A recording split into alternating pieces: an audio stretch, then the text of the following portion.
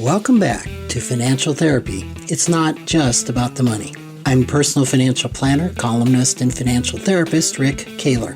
Research tells us that 90% of all financial decisions are made emotionally, not logically. For nearly 4 decades, I've been helping people make better money decisions. So what makes my financial worldview different from most financial experts? I blend the nuts and bolts of financial advice with the emotions that drive making them. Good money decisions are not just about the money.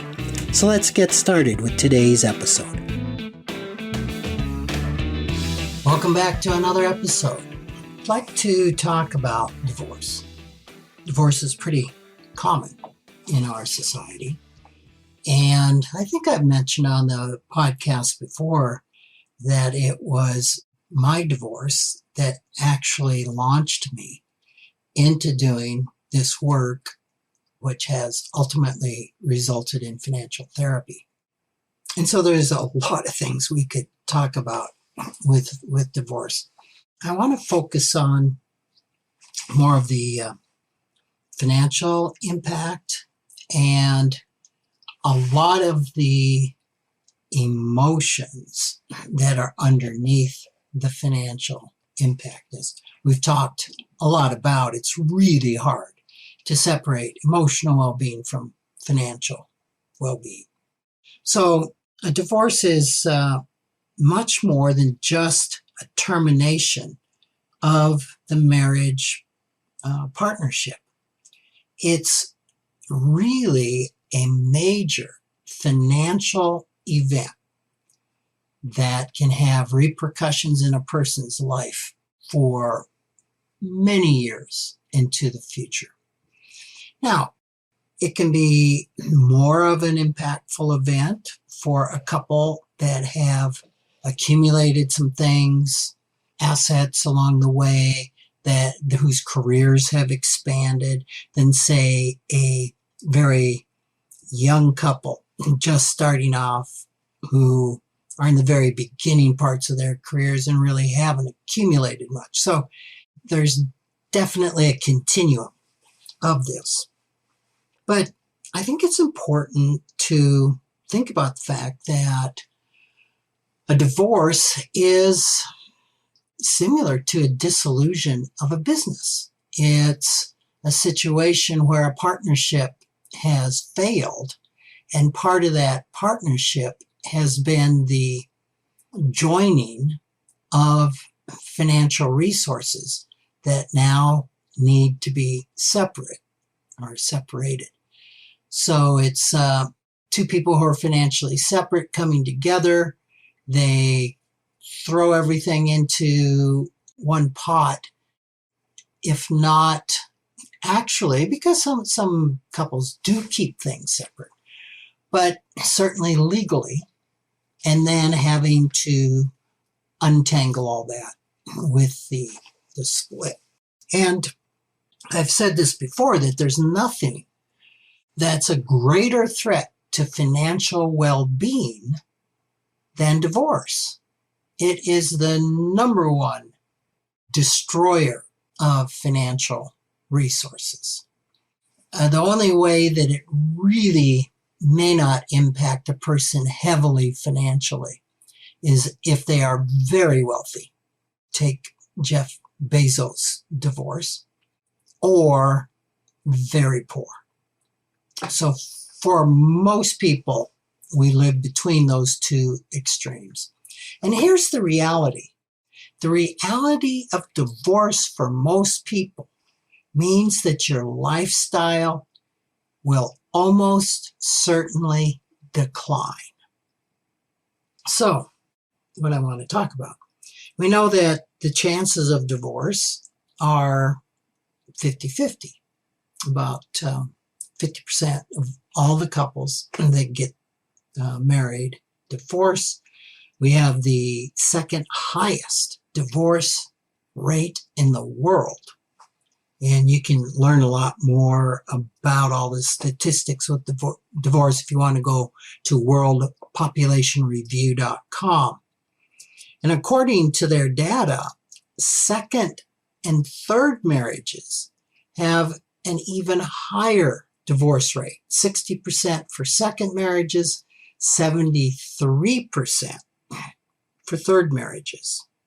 Now we could speculate reasons why that might be. One reason that I might throw out is that perhaps the majority of people that get remarried don't work through the underlying emotional issues, the traumas, the unfinished business that contributed to their 50% of the breakup of the first marriage. I think I was fortunate somehow in that because I said a divorce kind of led me to where I was. And for some reason, I had the insight to think, if I don't change or take a look, at least a look at the dynamics that were present in my first marriage, I am probably doomed to repeat them over again. And this was before I ever got into counseling, recovery, therapy, anything like this. So I am appreciative to that insight that came to me because it did not come from any of my experience. So, and here's some other interesting statistics that I came across in kind of researching this. Who's at highest risk of divorcing? Well, if you were married between the ages of 20 and 25, are not religious, and don't have a college degree, you are in one of the highest percentiles for a potential divorce. Those in the lowest percentile of divorce are just the opposite of that, right? They waited to be married past 25. They're religious, and they have a graduate degree or a PhD. The higher, it actually found that the higher your level of education, the less chance you had of divorcing. So the other thing I found interesting was, according to the U.S. Census Bureau survey, the top 3 reasons for divorce are, number 1 is incompatibility, which is a real catch-all phrase for all sorts of things. Number 2 is infidelity. And number 3 are money issues. So I have a hunch that sometimes when listing incompatibility, it could include elements of infidelity and elements of money issues. So with that background, I wanted to relate a story, an actual story that I came across recently about Kirsten. And Kirsten had largely been a stay-at-home spouse. She had a career that she put on hold to raise their son. Her husband, they decided her husband would continue to be the main income. Kirsten maintained a little bit, very part-time job, but for the most part, she was there for her son during his growing years. And the son was 8 years old at this particular time.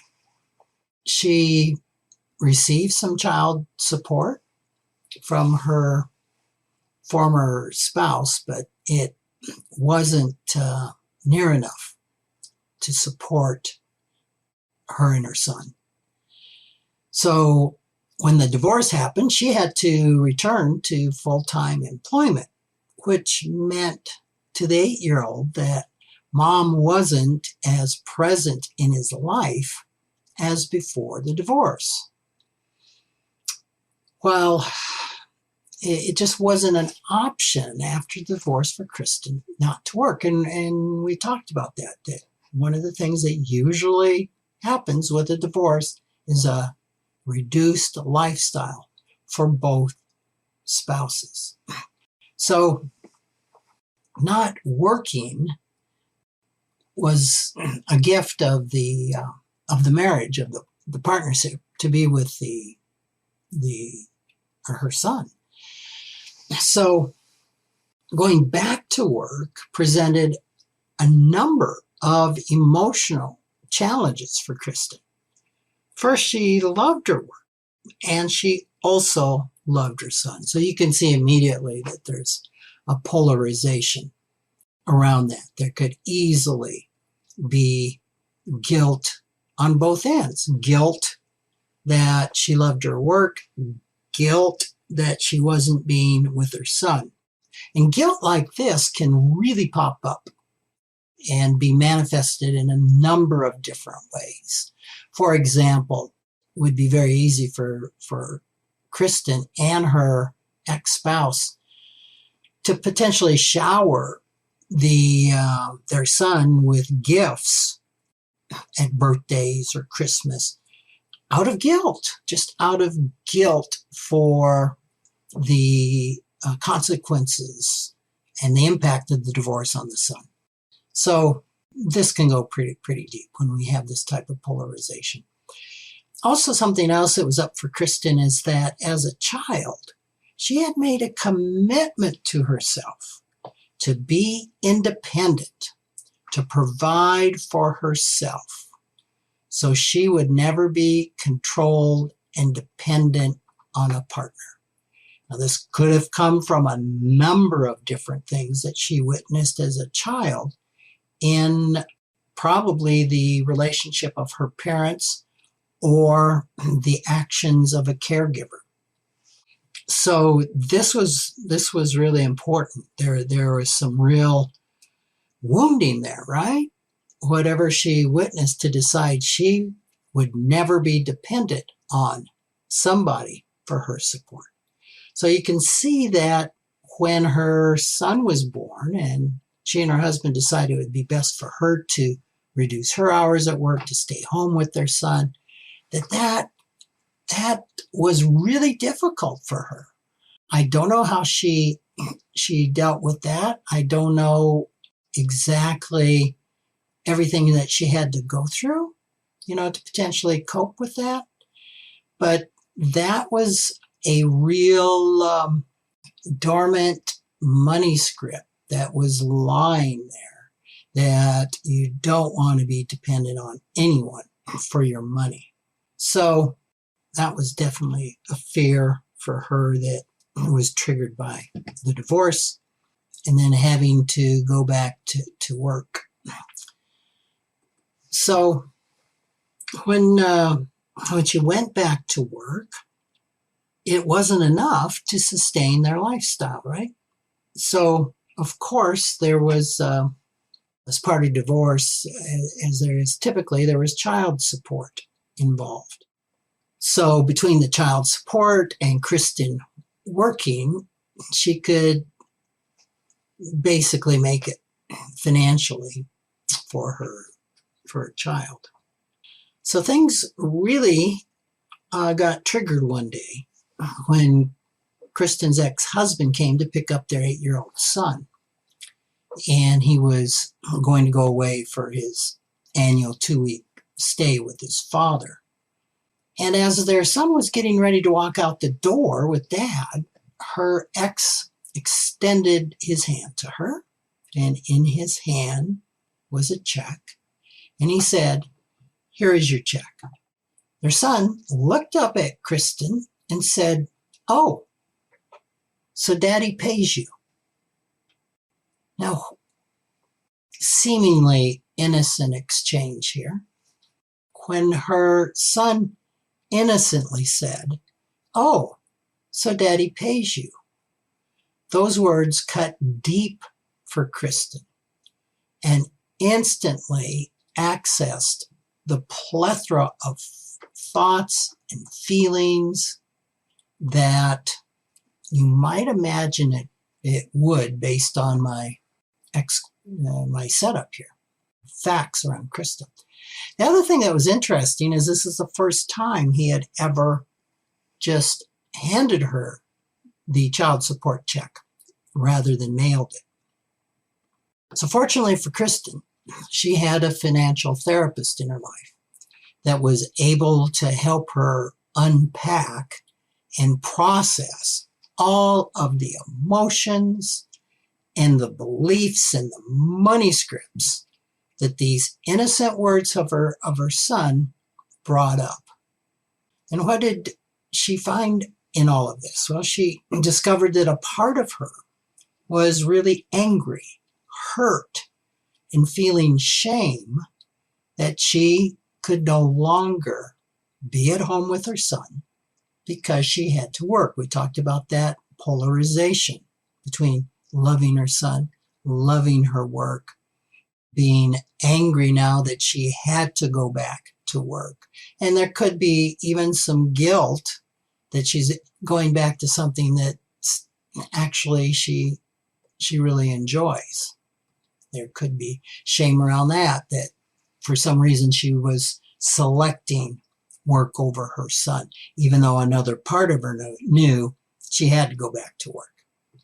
She became aware of the anger around the deep hurt that she still felt around her husband dissolving the marriage. It had only been about a year that they had been divorced. And under that, of all that, there was the hurt around her husband dissolving the marriage. And then she was able to see that she carried a lot of shame from her contribution to the marriage failing. Now, obviously, for Kristen to see this, she had been doing some work on herself, because this is a tough thing for us to see. Like I said, we are all 50%. We're all 100% responsible for our 50% of the relationship. So she still felt a lot of shame around the things that she contributed to the dissolution of that marriage. So that was triggered by, oh, so daddy pays you. Also with her financial therapist, she unpacked another part of her that was triggered, that fears of being dependent on anyone really didn't feel safe to her. So this part really wanted to work at her job really hard, do really good, get promoted, make a lot of money, so she didn't have to depend on her ex for child support anymore. The way she put it, and this way, if I could make a lot of money, I wouldn't even have to deal with him. And you can imagine still the hurt of that breakup being under that. So I don't have to deal with him. Also, the shame of being dependent on the child support played into this. There's still another part to unpack. And that was, there's a part of her that interpreted the words of her son to mean that her son thought her ex was fully supporting them. I don't know what the 8-year-old boy thought, but that was an interpretation of those words that a part of her made.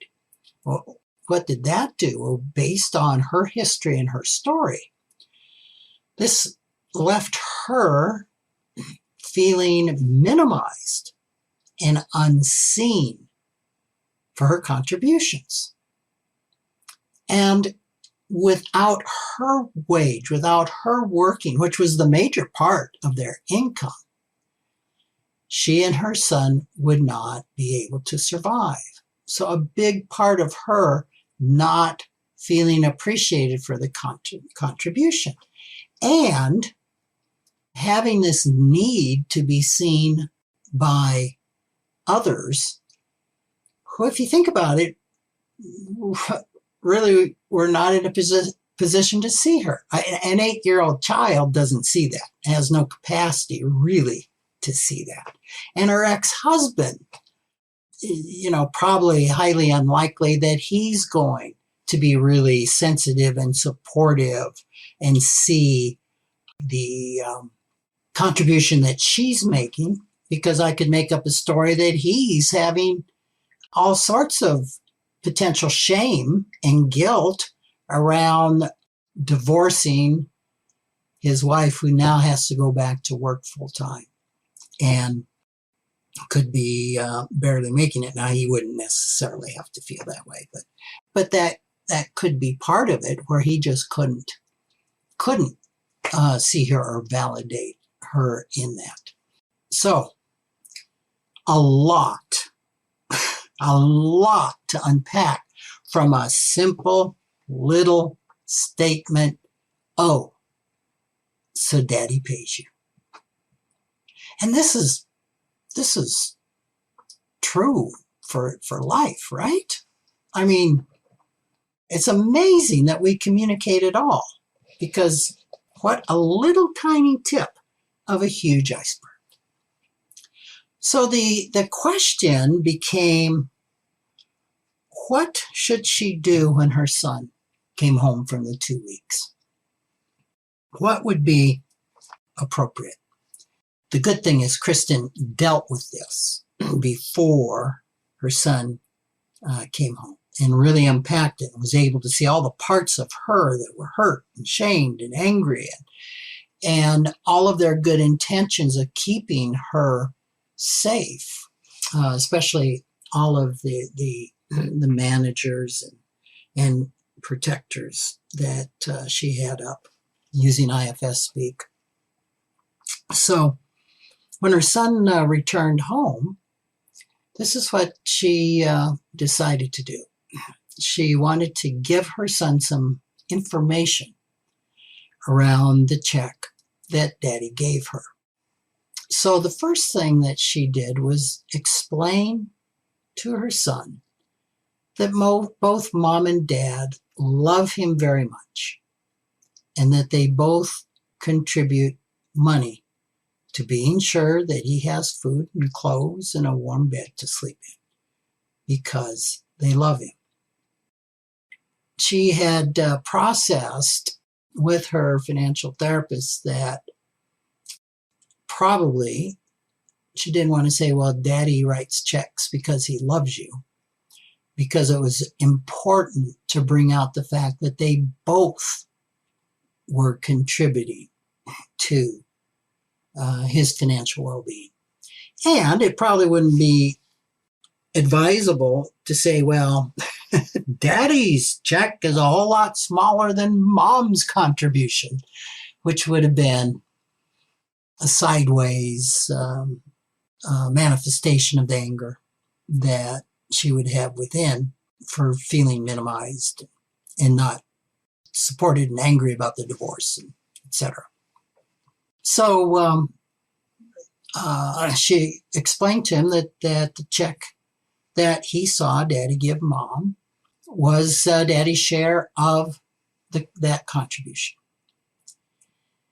And then she also made it a point to reassure him that she is sad that she can't be at home with him as much, because she does need to work, but that she loves him very much, and that the reason that mom's got to work is not his fault, has nothing to do with him.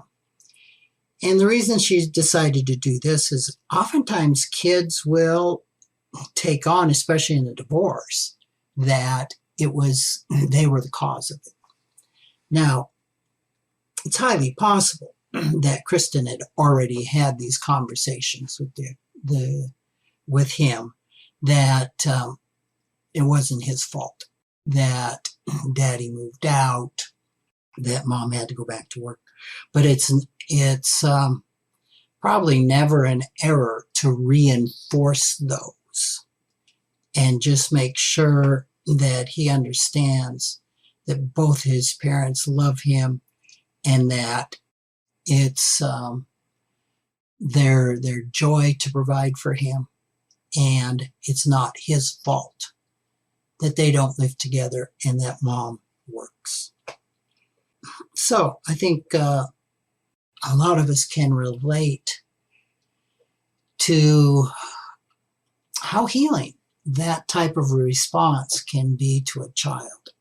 And I don't suggest in her response that this was the best response or that it couldn't have been different. There's probably unlimited things, unlimited ways that she could have responded to her son.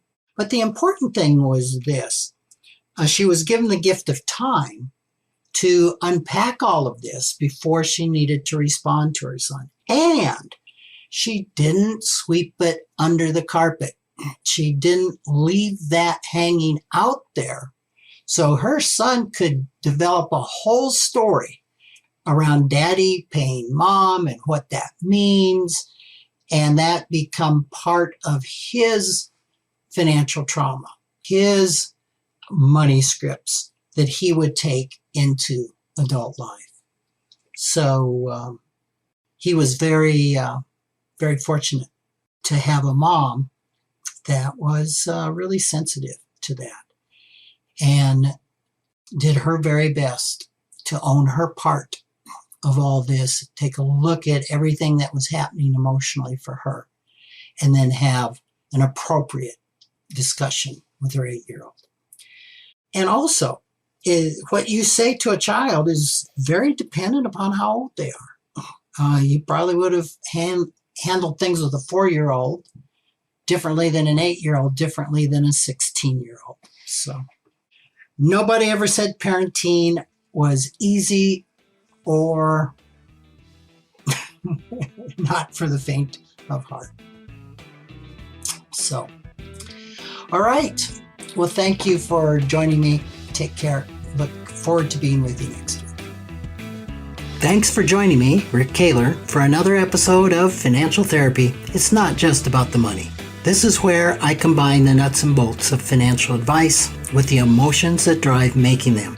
Remember, every financial behavior, whether it appears illogical to you or others, makes perfect sense when we understand the underlying beliefs, feelings, and thoughts. Sign up for my weekly blog at financialawakenings.com. I hope you'll join me again for our next episode.